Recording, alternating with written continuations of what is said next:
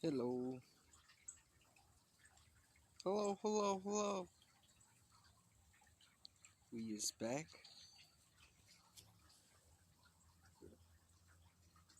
Good stuff.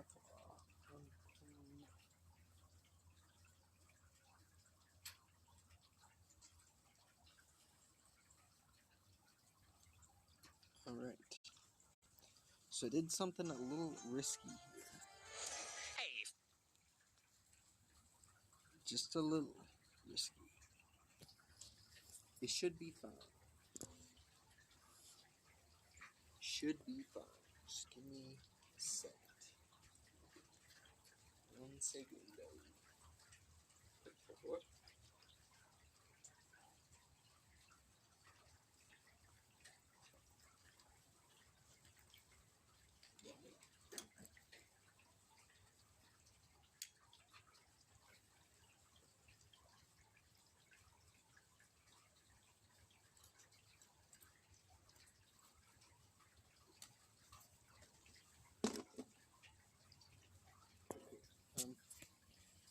Put this back in. Let's watch some video. Let me see if this camera works. Using the camera may lead to unstable live streaming, battery heating, and battery consumption. Still doesn't even show up. Oh, wait. It does if I do the whole screen and not just one app.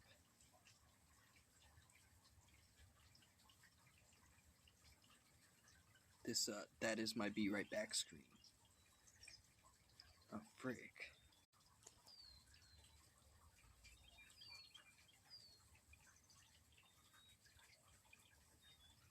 I don't know if you can see this.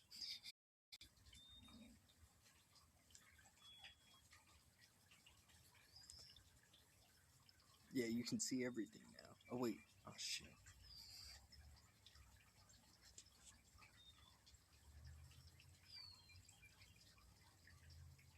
Okay.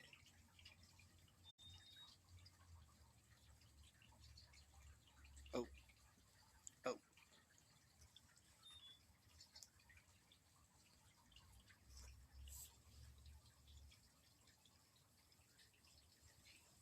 Okay, good news.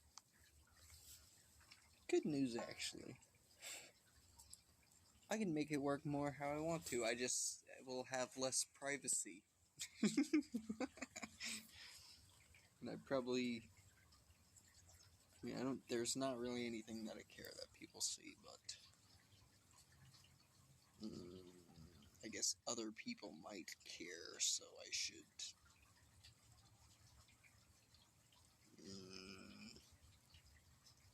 dumb. Okay. It's fine. See? Oh, here's the audio. See, if you can see this, then, oh, yeah, you can see yourself. I mean, you could see yourself in chat anyways, but nobody's chatting. Because I'm a noob. That and I should probably get more people to actually come to my stream. Or I should have mentioned this one. Then I have a sponsor, but I still haven't done that. I can do that whenever, though, pretty much.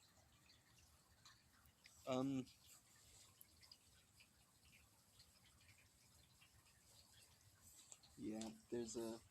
Oh, if you look up, like, help tutorials on YouTube, then they freaking think that you like watching that all the time, and then they just give it to you, and it's really annoying, and I hate it, actually. Because tutorial, like, you don't always want to watch that, like... The hell is wrong with YouTube? Right?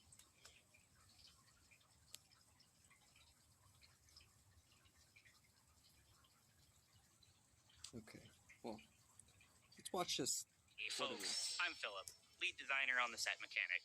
In Space Gods, there is no carousel, there is only the realm of the gods. At the start of the game, 2 of our 9 gods will appear, greeting you and letting you know early on just what space gods are contending for power. That's important because instead of carousel, you'll be selecting an offering from one of the gods. and a less powerful generic one from Pengu, who's a god in our eyes, to say the least. In the realm of the gods, you'll be able to participate in drama on a galactic scale, choosing which god is your favorite. But I'd recommend choosing based on how helpful their offerings are for your gameplay. Once you've chosen your god and offering, you'll also get their relic, which represents your fealty and follows you around, letting other players know to whom you've made your allegiance. And regardless of who you picked as your favorite, we've always got good old Pengu to provide a more generic, yet lower power reward, will be guaranteed for everyone, regardless of whichever god they choose. The Realm of the Gods allows you to power up the way you want, all while witnessing and partaking in a game of sycophantic favoritism. But what's the point in picking favorites and creating conflict if there's no resolution to our celestial drama? Enter the 4-7 boon selection. This is where whichever god you've been choosing the most will come to your board with an armory, similar to the treasure dragon of Dragonlands, except with offerings that are thematically tied to that god's personality. They're boon, in addition to some other, more general rewards. Each of our gods has a unique blessing. I don't know if I like this. It's kind of confusing. It's very different.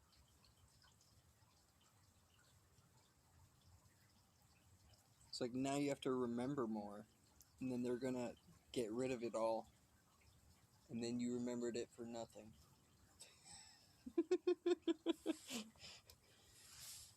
Thanks. Thanks, Devs. Appreciate that.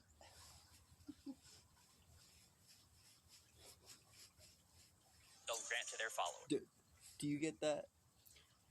I actually I didn't expect to be live this long. I don't know. Look at that stuff actually on stream. Frick. Or here, I'm gonna check on some stuff.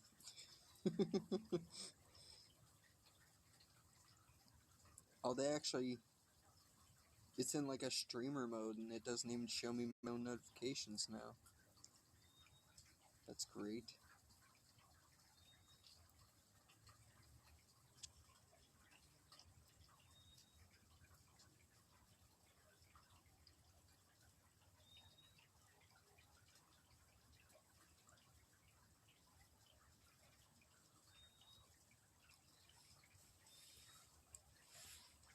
Does it still play audio? Yes, it does. All right. Huh. Okay.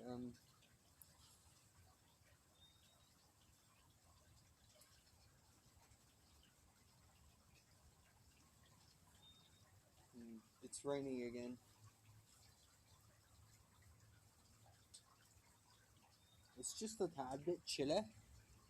A tad bit chilly. Bing chilling. Is that ice cream? That's Chinese for ice cream, right?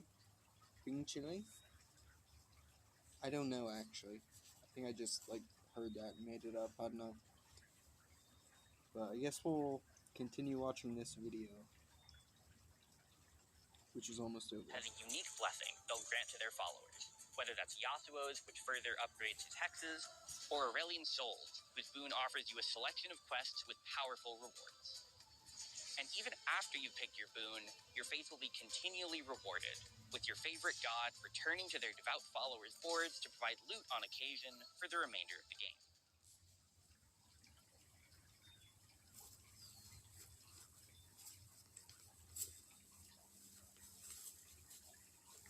Nice, so pretty cheek. You see, this guy. Go see that guy's stuff. I'm tired of seeing it though.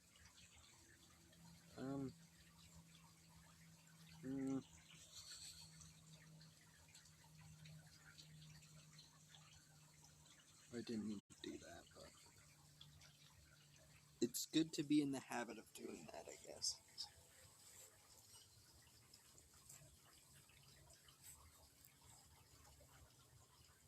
Found 8 out of 120 meeps. I don't even know what meeps are. Like, this is new to me. This is first I've heard of it. Oh. Saya. What's the Star Atlas? The Star Atlas is your personal map of all the champions and traits you've played along your Space Gods adventure. Archived and analyzed by the resident meeps There are 27 champion stars and 13 trait stars to discover as you journey across the cosmos. For each star, you can earn up to 3 meeps. 1 for playing them, 1 for finishing top 4, and 1 for going first. Okay. Do I turn on this camera? Let's see. I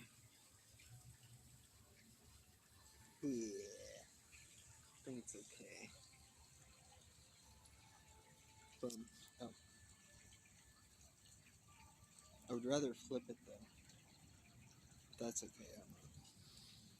Nah. Can I make it bigger?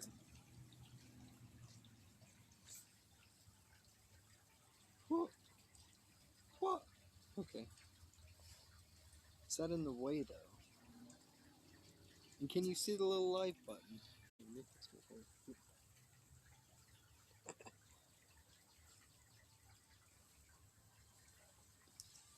Okay. And my hair is it's pretty shaggy. I look like a dog, bro. I'm like a dog. It's a security camera.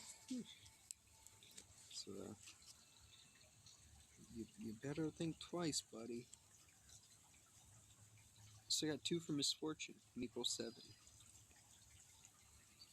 I don't know what this means at all. Try a new comp, Meeple Vertical.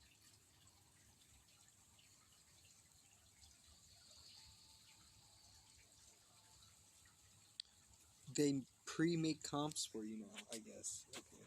I can't sit that close to the camera.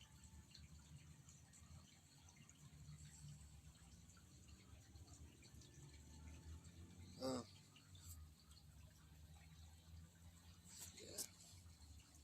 I actually wanted to get a new hat, but oh well. It's fine. It's fine. This camera looks weird, I think.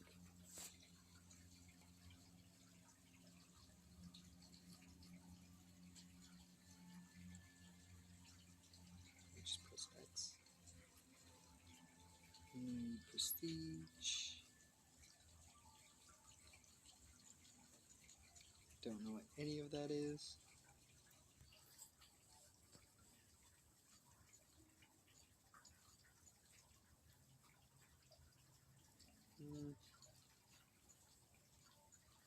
Well, I'm the kind of player that does not spend any money in games.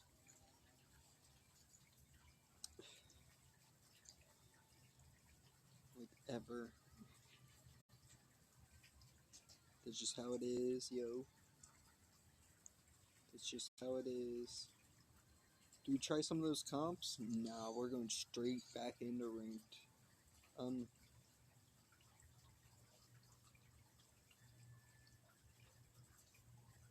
Messages. Hang on.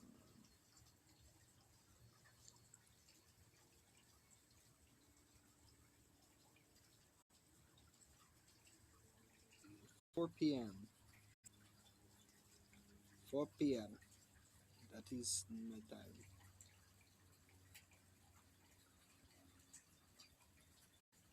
I do not want to dox where I work yet. At all. No. Some could already know, but that's whatever. Ranked. Boom. Okay.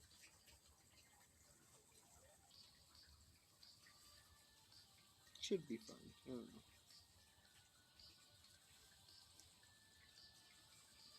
I did not shave today. But you can probably hardly notice. I notice. I notice. Well, okay, I guess they need some time to unwind. Probably. Yeah. Match found. Oh. Alright, unplug this.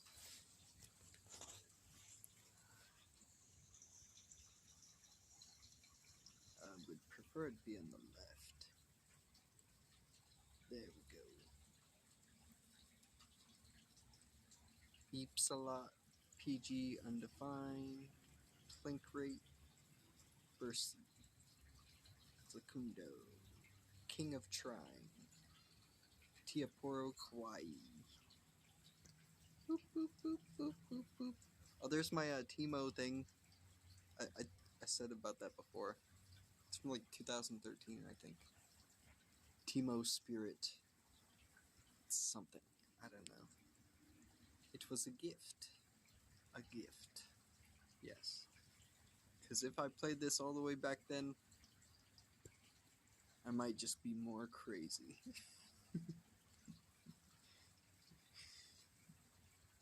Perhaps.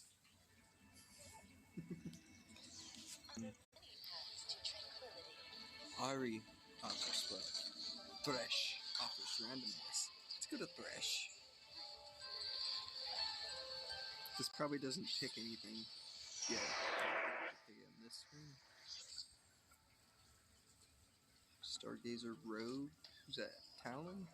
Ah, it's too slow. Too slow. The hat looks weird in this. It's like looks like a TV. You know, it's TV static noise. I kind of want to go Dark Star. That's what I want to do. Morning Challenger, another. And I didn't get a single Dark Star.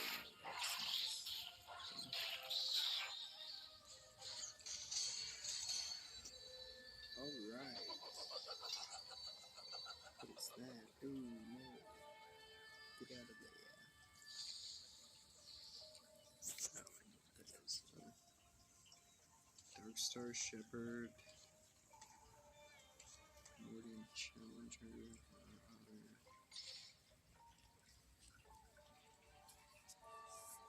I'll try to do all just right-handed.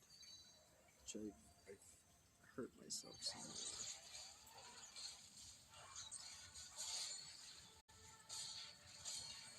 I may want to do some first aid. That's fine.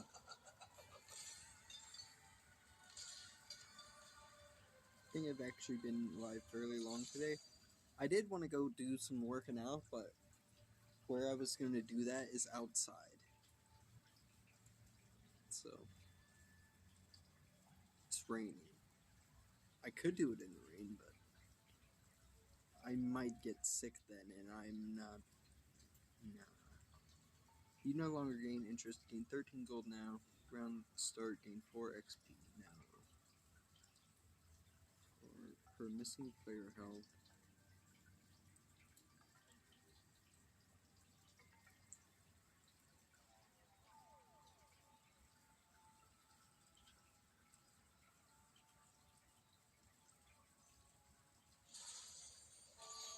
I don't know.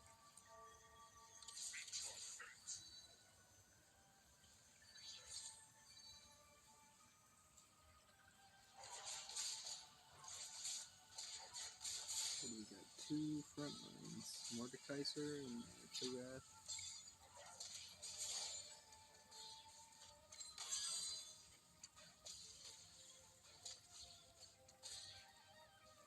Dead. Okay. The last time I played this, really, was when I lived in Virginia. So it's been a minute. It's been a...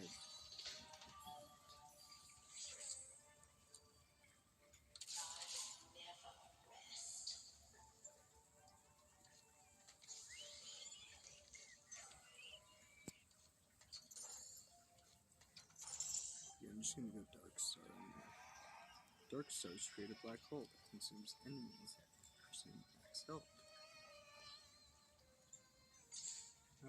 Let's do this. Nope, nothing. Okay, we'll leave it at that.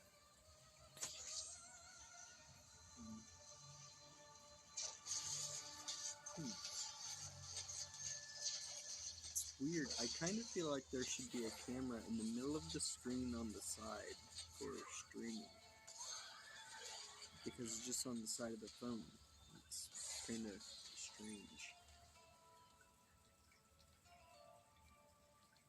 I don't know.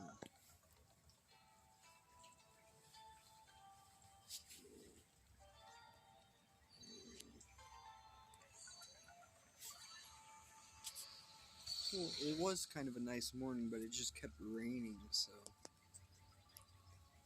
killed that.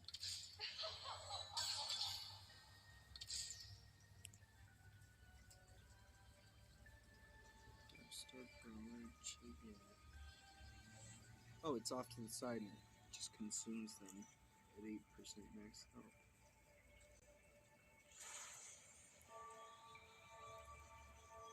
Good rage blade.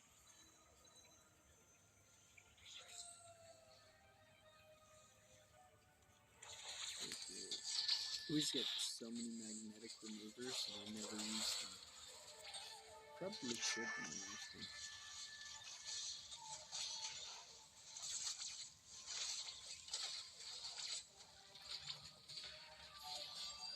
And more frontline.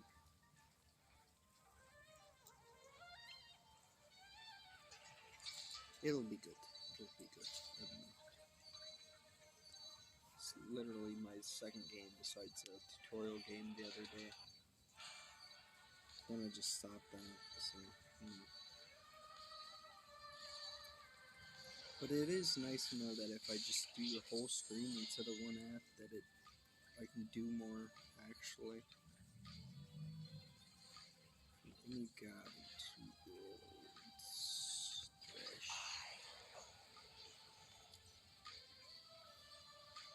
So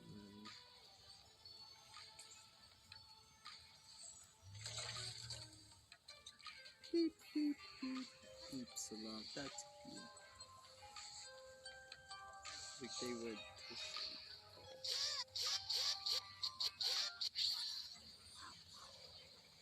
Okay. I lose one. No.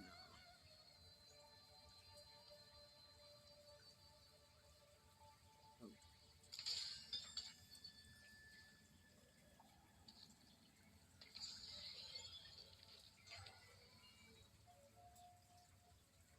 Staircase gauge.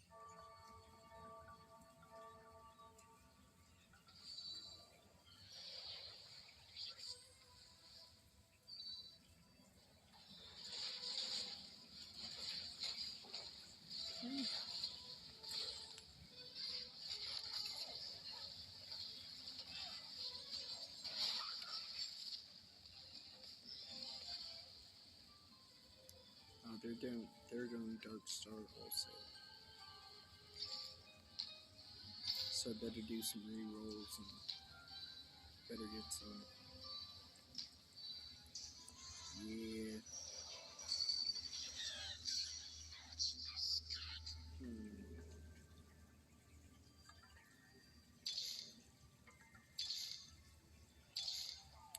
Looks not good.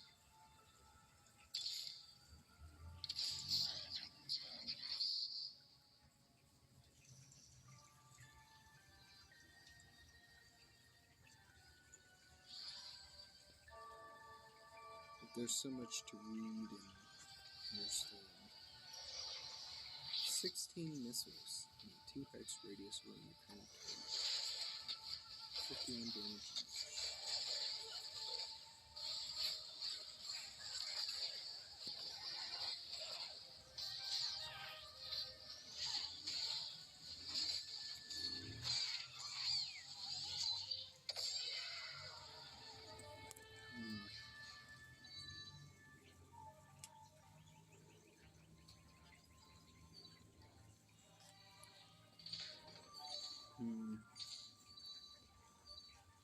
I have no idea how that one dude made that work so good.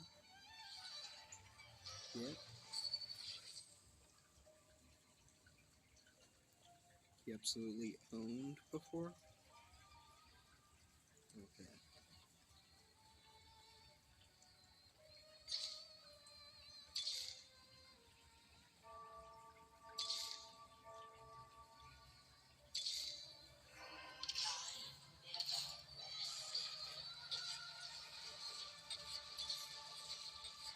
Break it.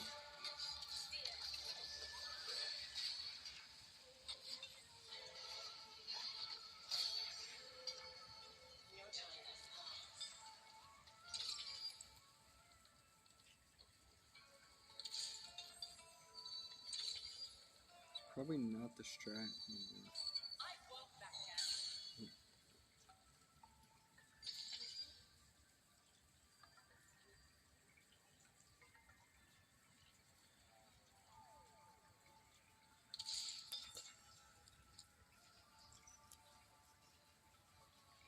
Free.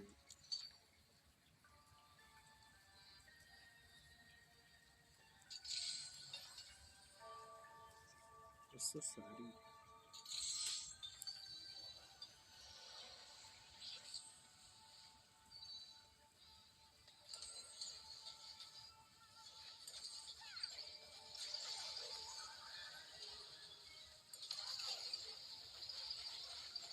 It's not any close.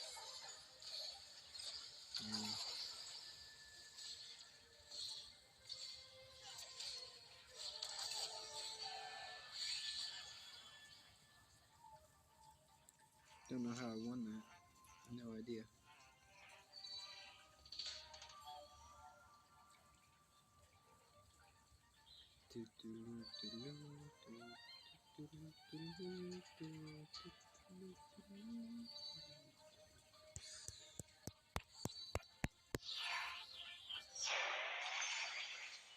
Yeah, cold rainy days just makes me tired. You get that? Probably. Maybe not. It's good for the air quality, I think, though. So if you have like allergies, it makes it better. Gain a giant training thing, which increased health, increased with each stage. Or 4 sentences absent. Ooh.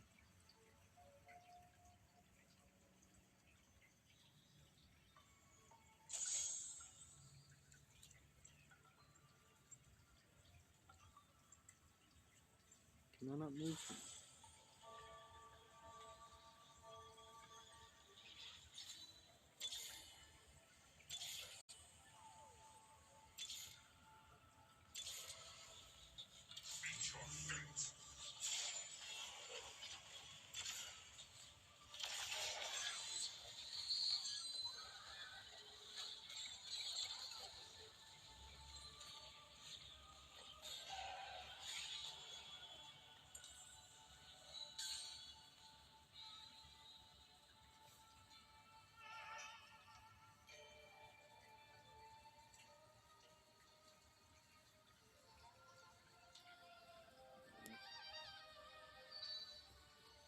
It's kind of just a lot of 3 days.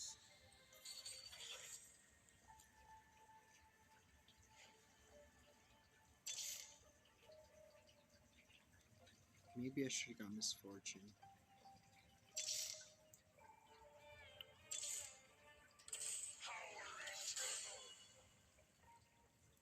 I seen there was a gin earlier, but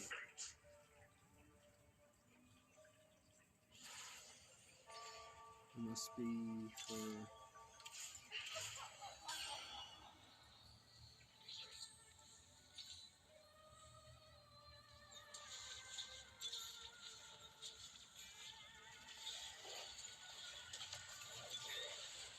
higher tier.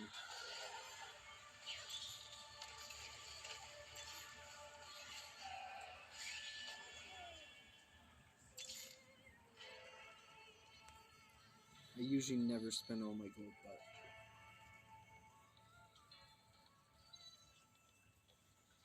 I'm seeing what works.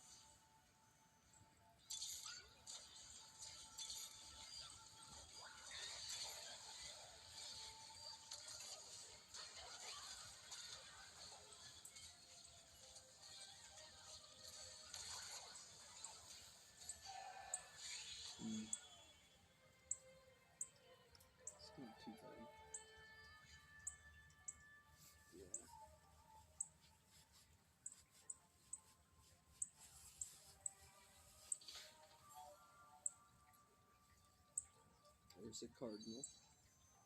There's two cardinals. Red and brown one. Oh, the birds that there's a bird nest like near me. Morning, and I think their baby grew up because they were not trying to feed it. Like there was like it was kind of bigger. I don't know what kind of birds they are, but I think he grew up and he like took off from the nest.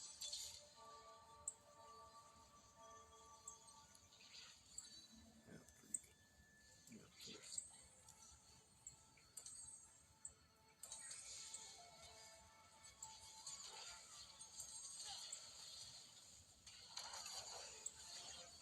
Wow. The spear of Baldwin.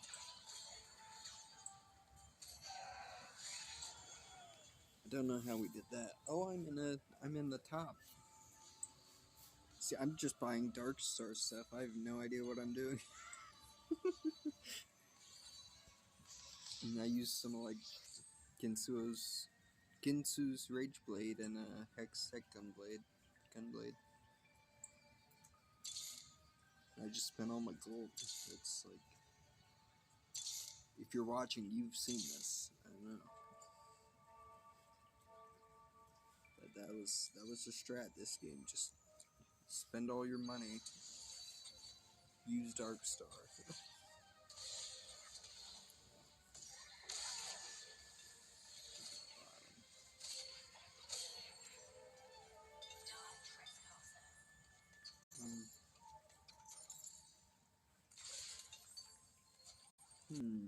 Maybe I'll keep Misfortune.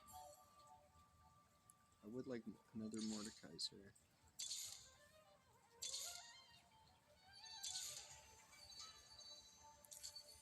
Oh, no way. Did you see that? What do I want? Conduit?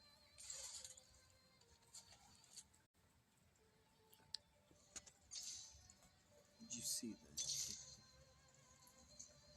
Freaking the one I needed. I didn't get it because that was the best. I pressed the lock button again. Eepsilops first. Is that who I'm fighting now? No, PG Undefined.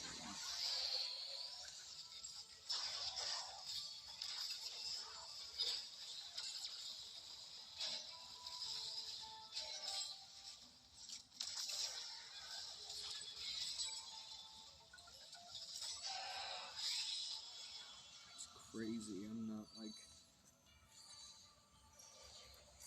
I think it's just like OP the Dark Star is. I don't know.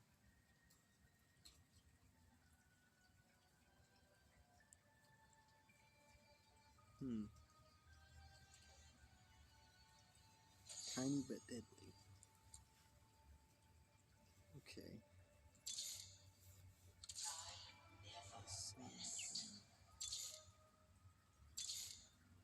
Come on. Nice.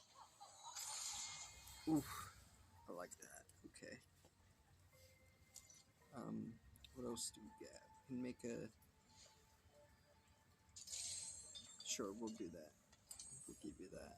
And then make a Kraken's Fury. She's magic. We'll keep her with that. We'll just give this to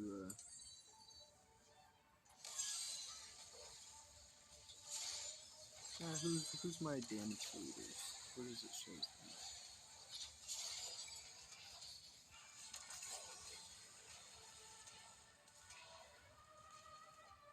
Kasai. Okay, we'll give it to him, Kasai. Plink Rate, Timebreaker, so Fate Weaver. So Fate, I mean, he has 2 gold stars, so maybe just got lucky. Maybe.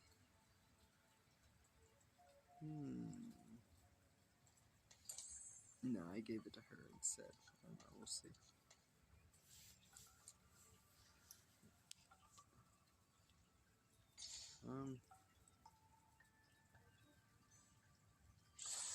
Stargazer Fate Weaver. This Sojin.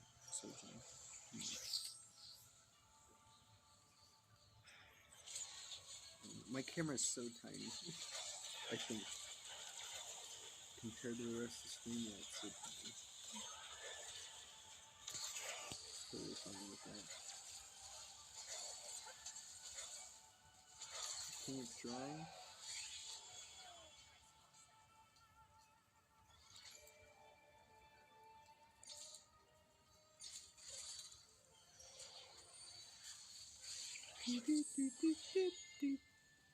Gain 12 gold. At least 5 players chooses. Gain additional 3 gold.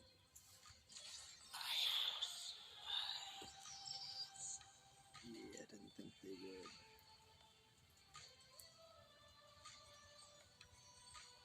Stargazer. I'll take that. Yeah, this is a weird season, I think, or set. It's a weird set. Stargazer Bastion. Stargazers look cool, actually. Looks with that. Mecha Conduit. Sure.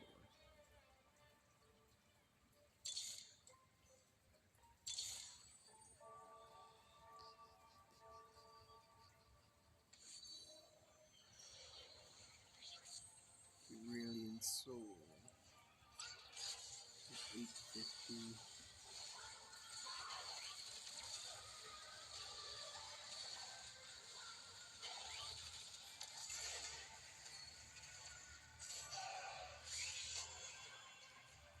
Diaporo Kawaii.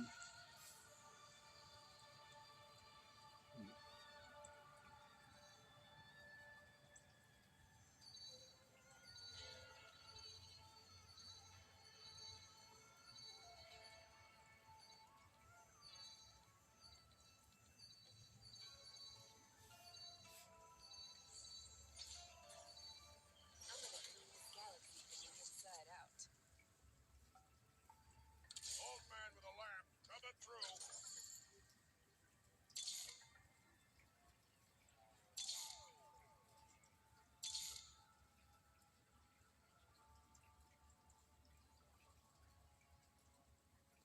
I don't know why I kept the Jax.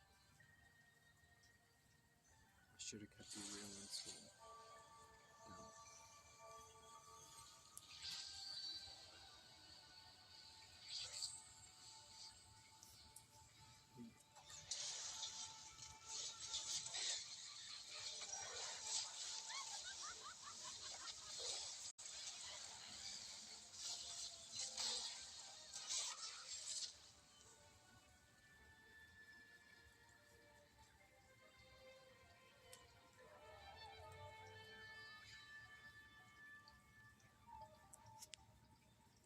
Oops, not this way. Meet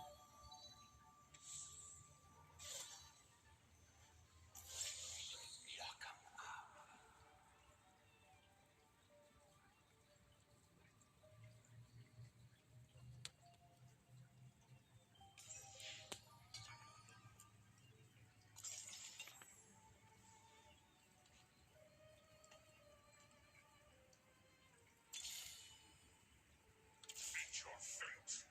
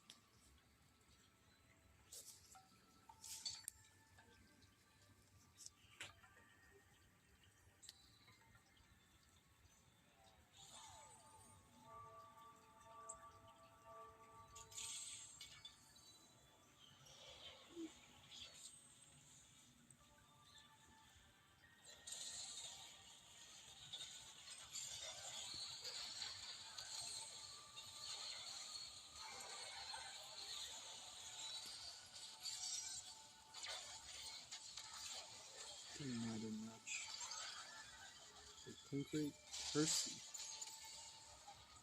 Okay, well, they absolutely demolished me.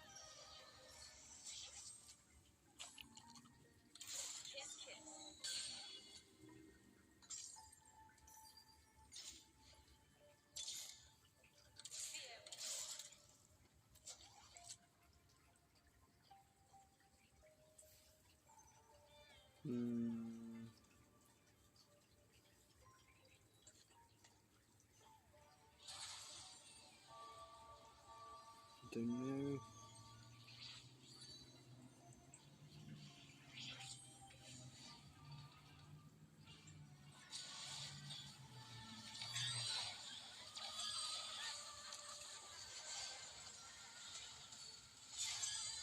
They're so built up.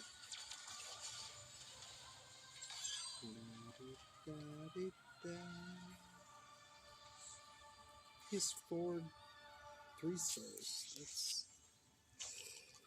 oh no.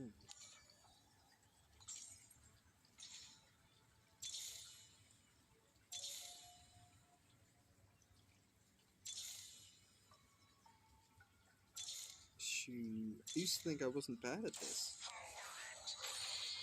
Now I see. Terrible. Yeah, I'm gonna throw this in there. See what we get.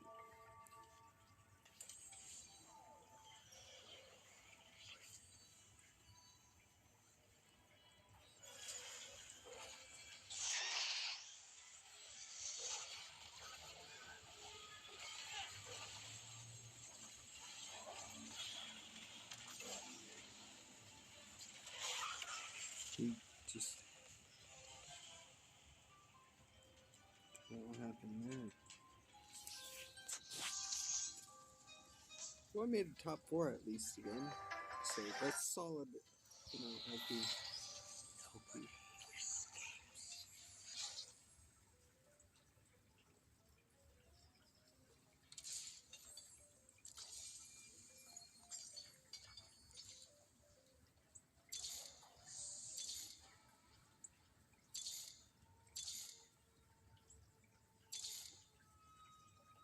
Yeah, I should have just saved up gold. Bought some levels, whatnot. Well, that's okay.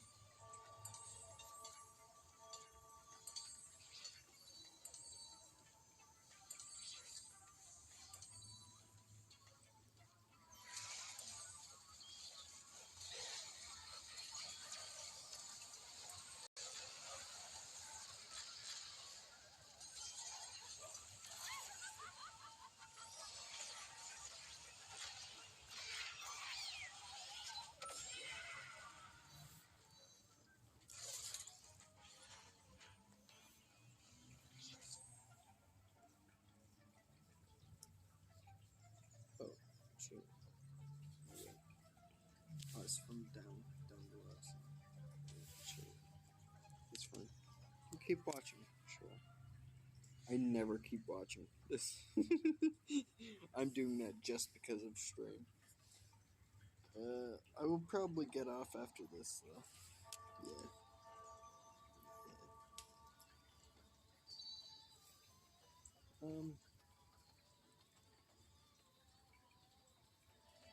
I'm just trying to get paid, yeah.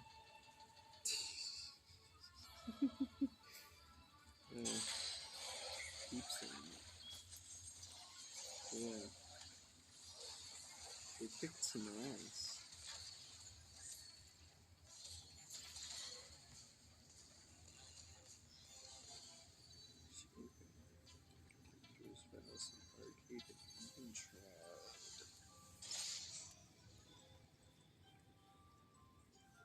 And they've got the Tom Kench. Timebreaker Brawler Replicator. I had that dude 2-star at the beginning, didn't I? Or was that the last game? I think that was this game. Yeah.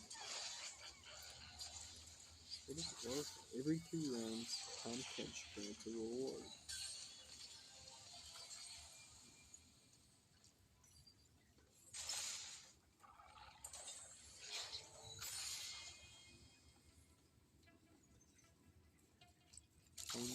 update either. Like, are they playing actual comps? I guess I don't know. Allies gain 25% attack speed. Your team gains 5% health, brawlers gain more. So they gain 40% max health. Black Bolt items weapon. Replicators abilities occur a second time and reduce effectiveness, 22% strength. So they have double abilities as well.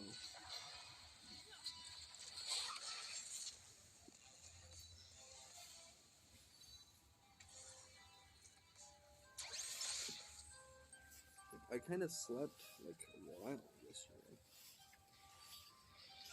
Like I was gonna take a nap and do a sponsored stream, but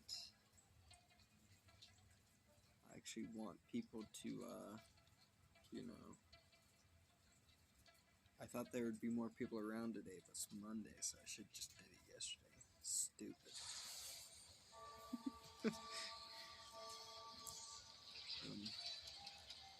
Yeah, it's fine. I'll just do it and yeah, I'll make it work. I will make some out of mines. Beeps a lot. It's just they know what they're doing.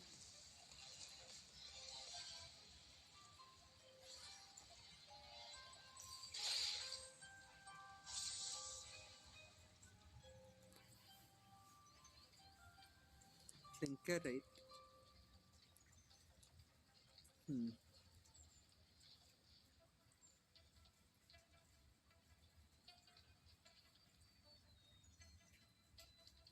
I like some good TFT though. I do like other games. I am probably much better at other games, but then again, TFT always changes, and you gotta remember stuff. And yeah, that's cool if you're into that.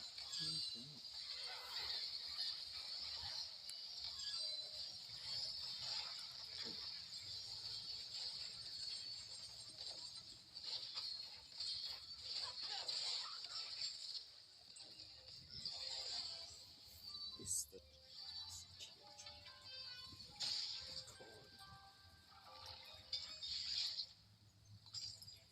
It's actually a nice day. Well, besides all the rain, it's pretty nice.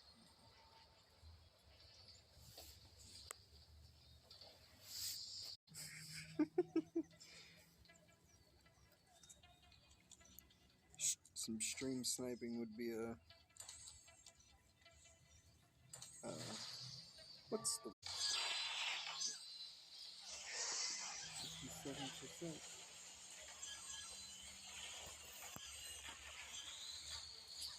You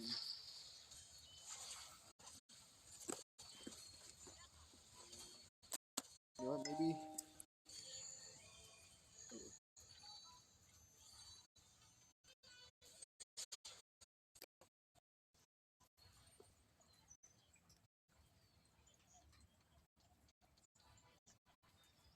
It's kind of a breaking. I can't believe I've been live this long. Time does go by fast whenever you play games, I guess. So.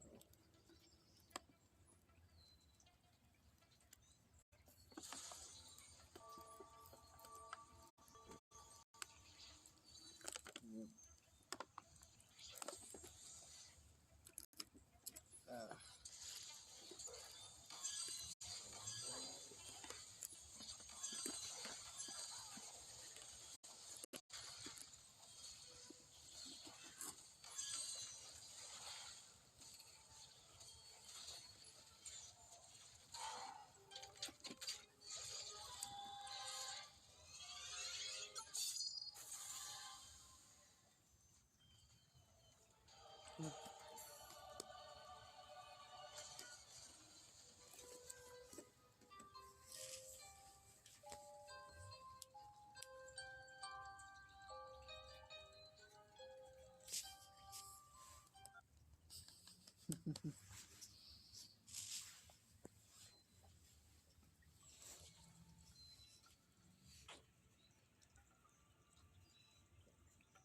Two out of 5 placement matches.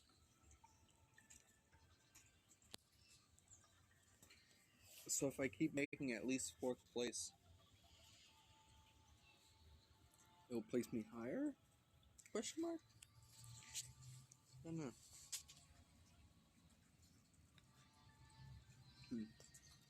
Do I play again? Is the camera like... Because I noticed it keeps on like freezing up or something. Or just the glitch in the matrix.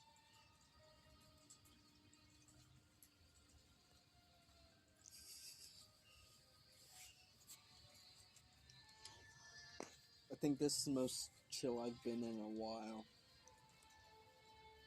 Oh man. Oh. Like, did I need to like... I probably could have left San Diego, like, soon after I got there, but I don't think, like, I kind of feel like I'm a better person for going through that. I just shouldn't have done it. I don't know. I don't know. It's like I was a loser before, so I think. I do shit.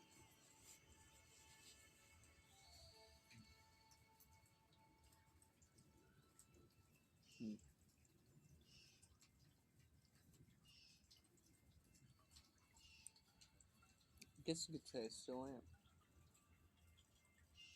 In a way. Then again, who's not? So I don't know. Should I play another one? Uba. Oh. I forgot people can see that.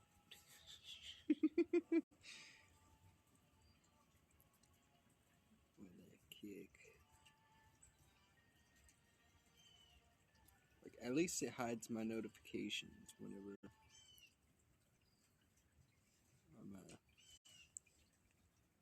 go on to here. Hmm.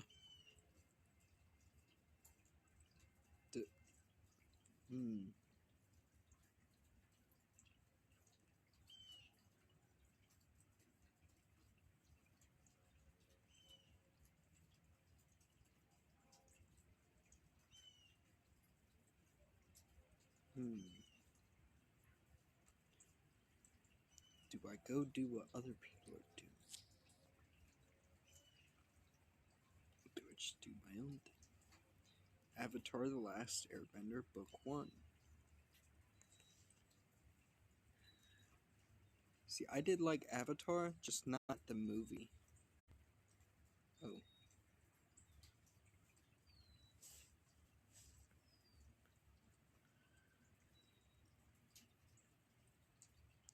So no.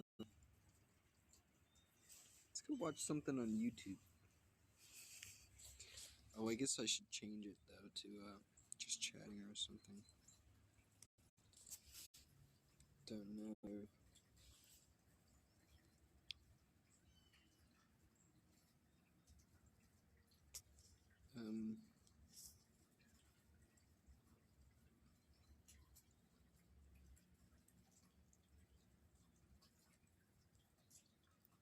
There we go, just chatting. Let me change my other information too. There we go. You know what? I could probably do that, oh man. Do the sponsor.